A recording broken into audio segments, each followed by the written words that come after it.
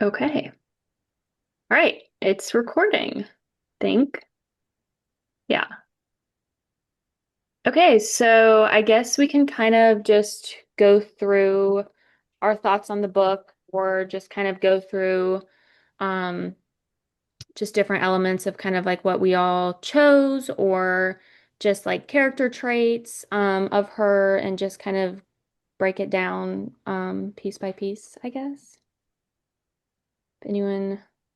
Sounds good. I can go first to kind of start it off if you want. Yeah, sure. Thank All you. right, perfect. Hey, first off, thanks, Madeline, for kind of like coordinating all this and helping us Yeah. get us through our roles and everything. It's okay. Yeah, I did a few of them last semester, so I'm a little familiar with how to do the Zooms and stuff. I know it can be tricky. Yeah. Okay, so I kind of took on the role of connector. And I really wanted to kind of bring some connections with this. This story was like kind of from like almost 50 years ago. So kind of connecting it to kind of modern day. And this kind of really, I'm Marine Corps. I retired Marine Corps, so I kind of know a little bit about this.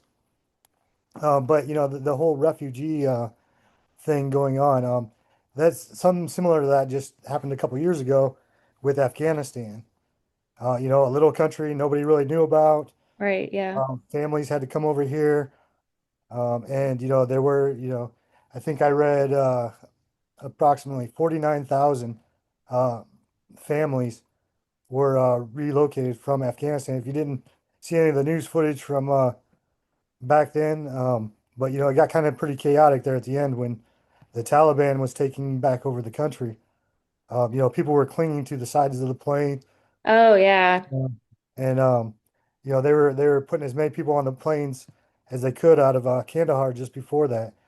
So I could kind of wanted to bring that back around, and the idea of sponsorship families. That's still kind of a real thing. When all those refugees came over here, uh, they went to different military bases. And one in particular was Quantico. They housed over like 5,000 people. So I guess my point with this whole thing is you could end up having students today that are in similar situations to what Ha was in, coming to a new country, not knowing very much. Um, so I want to just kind of connect that to, what we're doing, the book to kind of what we're doing as learn to be educators. So. Yeah, I mean, I think Yeah. that's a really good connection. I think that even puts kind of remembering back to that event just a few even years ago or months ago, like you said, it puts kind of the emotion to kind of feel what Hall was feeling, like how scared that must have been, that they were so scared for their lives. They were clinging on to the edge of the plane, like you said, and that kind of just helps put that emotion into the story to kind of help us feel like what she could have been feeling. And you're absolutely right, like that happens all the time. And that's a very real thing to have students, refugees from other countries, like in our classrooms. I think that's a really good connection. I didn't think Yep. about that. Yep. So that kind of what got me going on this book, and I've read the book twice now, and I've listened to the audiobook, so really got into the book. So it was a really good book, and I could definitely see a lot of parts with it. Yeah, does anyone else have any other thoughts about the connection or anything about how we could see this in a classroom or have students like this in our classrooms?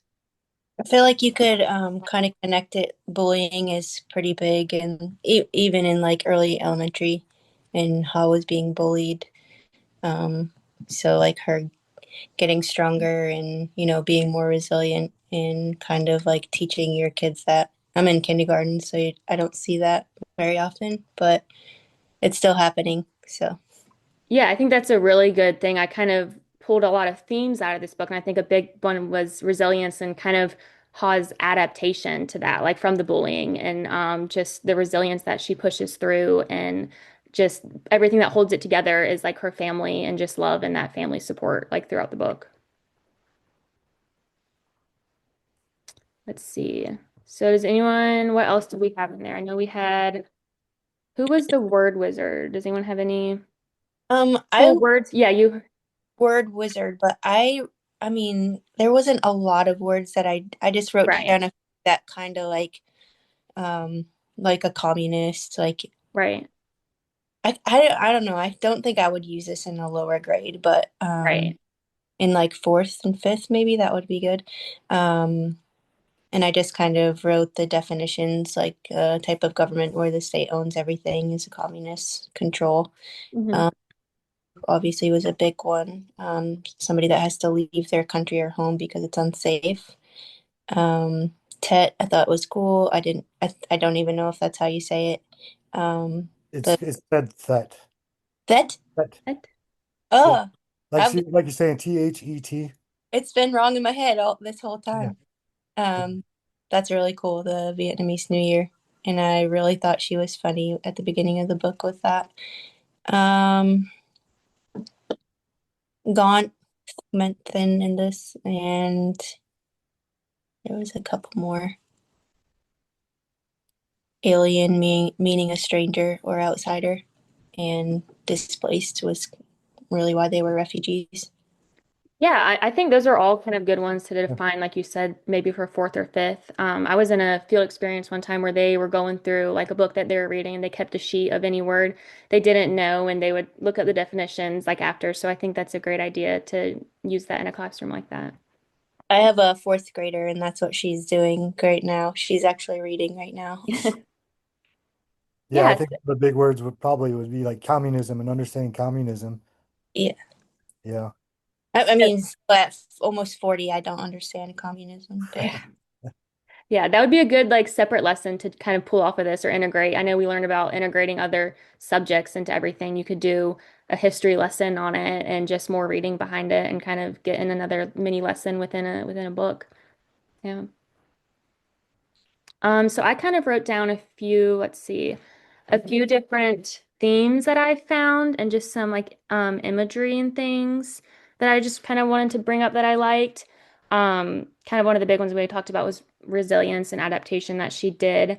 But then also like hope and healing, like throughout the book. Ha, like always, she always has that hope and just talking about how like life can be rebuilt and you can kind of come up from different struggles and things to be even better. Like, even though she had to, flee as a refugee, then she still kind of rebuilt that life with her family and just after all that loss that she had. So I don't know. I thought that was a good one in the story.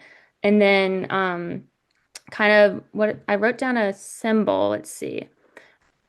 Oh, kind of the letters and poems. I really liked that aspect in the story. I love to write. I like writing letters. I still do that sometimes, and I've always loved poetry. So I think I really connected with her on that and just kind of the expression of emotion and just kind of feeling that within the book. I think you could really feel the emotions of her through those kind of poems and things.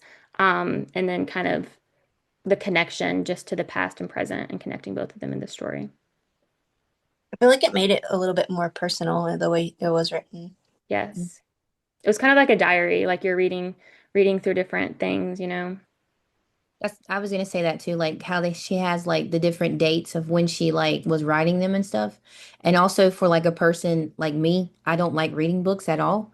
So like seeing like tiny like page, well, not just tiny pages, but like like not so many words on a page, it makes you feel like you're not just reading and reading and reading. It's like you're kind of like it's like you said, like a diary. Hmm. Yeah, that would even be a good thing to maybe do like day by day for a class. Or if you're doing this as a whole group class, you could just read one diary entry or one little snippet of whatever block of time you had in your classroom. So I think that's an easy thing for like a whole group book if someone wants to use it. I think the writing also kind of gave it like a child's voice, Hmm. Mm. that it gave it a voice of a child, shortened to kind of the point. Yeah, that may be easier to understand or for kids to engage with because it was kind of on her level. Yeah, I hadn't thought of Yeah. that. It's good. Let's see. I got one other thing on symbolism, and I don't know Yeah. if anybody else. I kind of related the papaya Hmm. throughout the book, Yeah. kind Yes. of to Ha's experience. You know, just before she left, the tree wasn't quite ripe. So she hadn't got to live her full life yet. And then kind of goes on. You know, she keeps wanting to. She dreams about the papaya, kind of dreaming of her homeland. And then at the end, she's given some kind of dried up papaya. I think that kind of symbolized her life right where at that point she didn't really want it. She didn't like it at all because it wasn't really that good. And then she actually throws it away, if you don't remember. But her mom, always making good things out of bad or bad things good, soaked it in water. And at the end, Ha was like, "Oh, this isn't too bad. Yeah. It's not the same. The life's not the same, but it's definitely not that bad. It's Yeah. actually good." I like that kind of symbolizing that rebuilding and growth, Yeah. even though it's still the papaya, but it's not the same and it's not going to taste the same like home, but it's like you said, she can persevere and have that hope still that it's going to be okay. So I Yeah. like that. Does anyone have any other points or any good themes they took away? Any other big ideas? I know we talked about the hope, resilience, kind of family and love. Um, any other things that anyone pulled out? Um, just bullying and being different. Let's see. Yeah, so that's a good one. Kind of just how she came to the new country and kind of had to face that throughout school.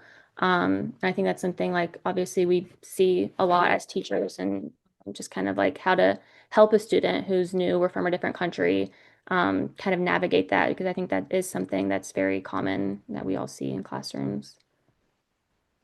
I feel like at first I didn't like pick up that it was like bullying. Like maybe they were just like nervous that she was different. Mm, But then it was like, wow, they're being really mean to her. yeah. Yeah, I mean, that's a good thought. Like it didn't really seem like it at first, but then the more you kind of read, it was like you knew it was like on purpose and they were being mean to her and it wasn't just because she was from a different culture.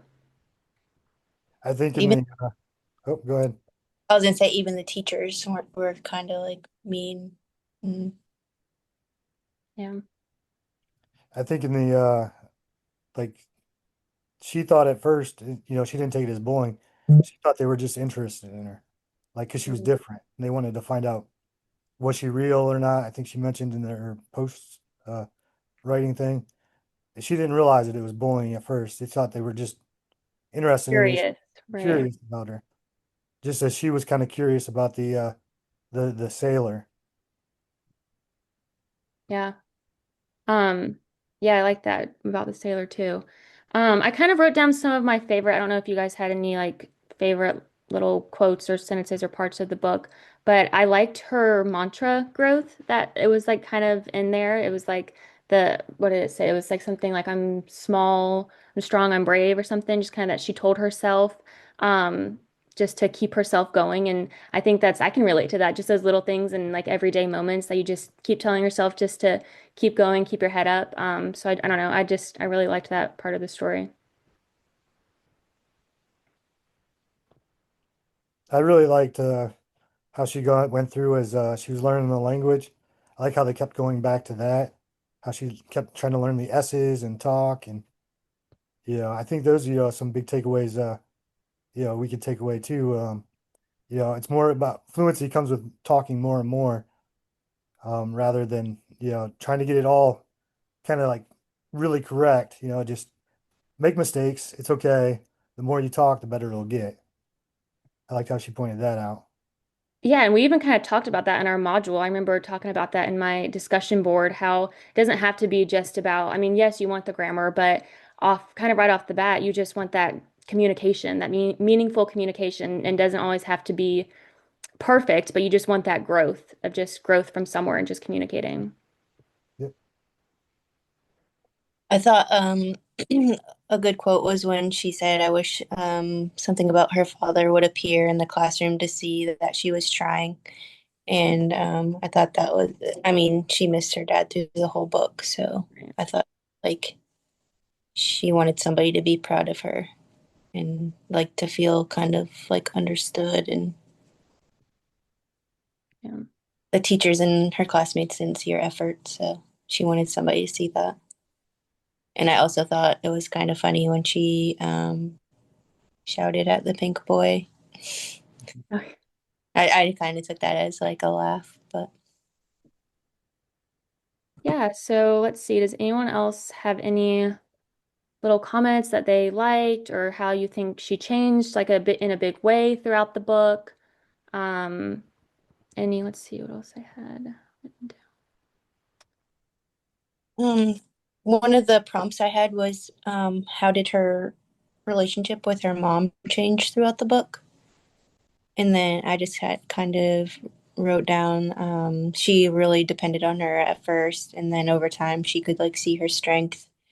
And then by the end, she just had like a deep respect and love for her, and she could see like they survived the hardships together. Yeah, that's a good one. I wrote down kind of talking about the papaya tree in that way. I kind of said like how I wrote down how does Ha's understanding of what home means change from the beginning to the end of the book and kind of what events shaped that the most. And I think we kind of already hit on that just about kind of like home is where you make it is what they say, you know. It doesn't have to be in Saigon, like where she was from, like it can just still be a safe place that she makes around her with her community that she kind of builds here in her mom, even though she did lose her dad. So I don't know. I think that was a good one kind of throughout the book.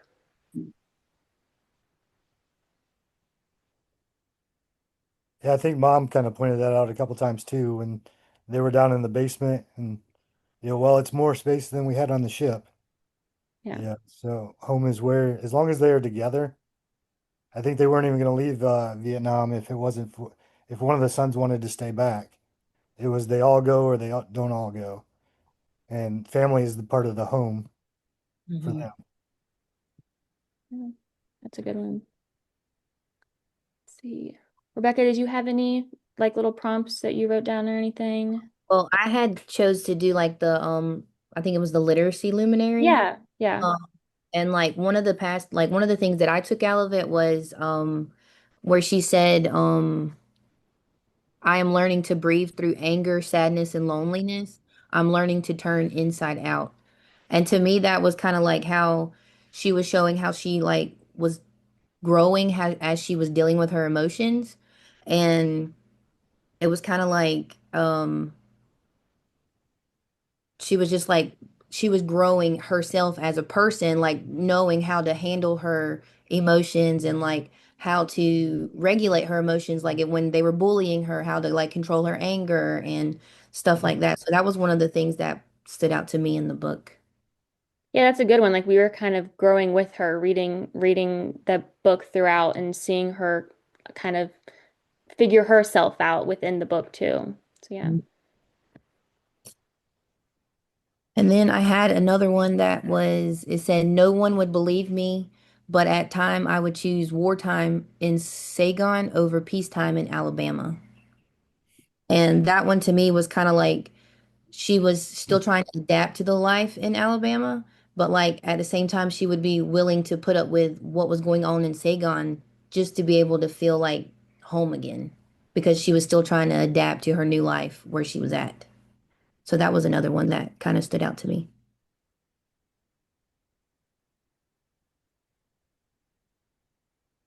Yeah, I like that. I mean, I think that puts emotion into it too and how she felt, how scary she felt in that situation of trying to build her life here, that she would go back to a wartime rather Yeah. than trying to rebuild her life here.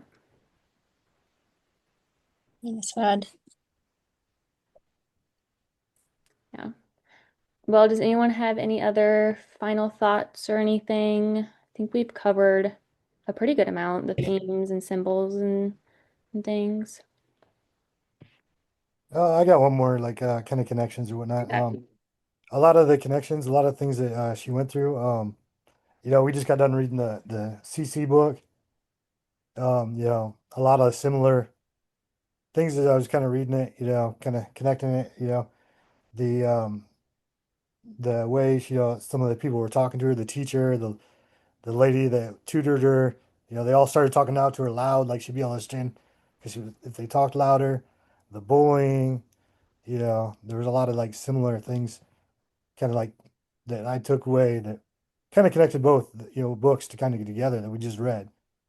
Yeah, that's a good point. I never really thought of that, that they were kind of treating her almost the same way as kind of just like alienating her just because she was from a different culture, but then using that to maybe try to help, but they weren't helping or doing things that, or even the teacher, like trying to do things like in with Cece and that they weren't helping. So yeah, that's a good point. I hadn't thought of that. Or to kind of add on to that, to like kind of be true to yourself when everything around you is like different, or you're just pulled out to be somewhere different. Like she had to go to a completely different country, and Cece had to go to a completely different school and didn't have hearing. So, Yeah. Yeah, that's a good point. Just that authenticity and just staying what you believe in and your family and the things that support you around you and just keep going with it and resilience. Yeah, that just made me think of something about reading the book too, you know. It wasn't just about going to a new school or that, you know. Their whole family, you know, they had to be baptized into Christianity rather than their normal. So it's so much more. They had to give up their language. Yeah, Yeah, so many things about it's hard to be true to yourself. I mean, that even came back to the meal that they make for that, you know, with the rice or whatnot. They didn't have the banana leaves. They did the best they could though. right. It kind of like it strips away your identity Yeah, almost. Yeah, yeah. that's a good one. All right. Well, if anyone doesn't have any other final thoughts, I think we did a pretty good job of connecting all the points, made some really good connections and talking about all the different symbols and everything. I guess that's the end of our literature circle. If anyone doesn't have anything else to say or any thoughts or anything. Nope. Just thank you for coordinating all this. Yeah, yeah, of course. And I'll after the video is done recording, I'll just upload it to YouTube and then email it off to him. So I think we just need one email submission. So you guys don't have to worry about any of that. I'll straighten that out.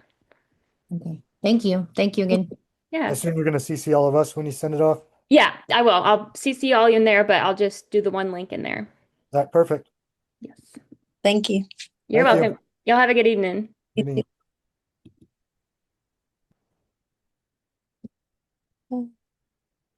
Let's see if I can get out of here. Let's Oh, see. I can't leave. I know. Here, you leave first because then I'm gonna leave it open to finish the recording, I think. Okay, see you later. Bye.